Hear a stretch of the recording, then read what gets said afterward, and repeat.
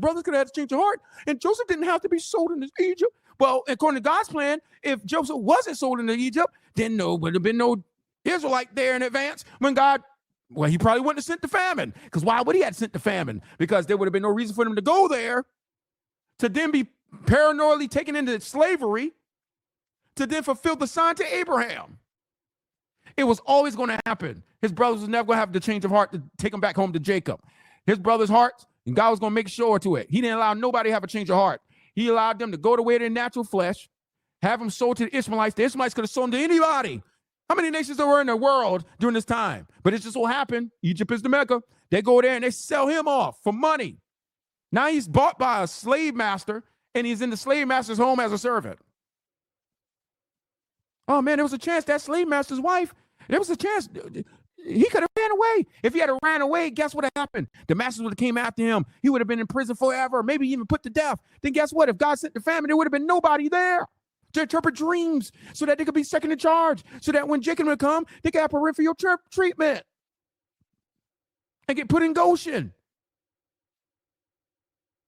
All these things had to happen. They were always going to happen. There was never an alternate reality where they don't happen. They were always going to happen. God was going to make sure it happened because God controls the hearts. So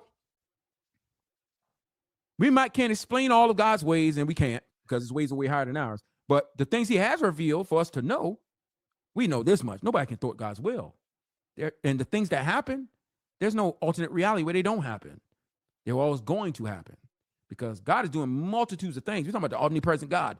He's doing multitudes of things. While he's bringing out this eternal plan, he's got this temporary plan he's working at the same time. And inside that temporal plan, he's dealing with human beings individually. And in the individually human lives, they got their own like live stuff that they got going on that God is detailing then. He got each person living at a certain age, living at a certain place, got a certain job. They all in certain places.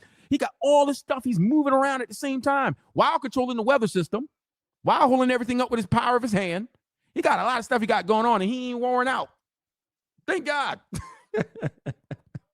He got all this going on. So you start feeling bad. You be like, oh man, God got too much going on. Poor me sick. God's like, oh, I got time for that. This ain't too hard for me. So the Lord is mentioned, and by the way, that's just among humans. We ain't even talking about the animal kingdom. God got things going on with the animal kingdoms. For when the bison finds its kill, God gave it the food. When the worm comes up and the bird comes down, swoop it, God fed it. Like the Lord is managing human lives, animal lives,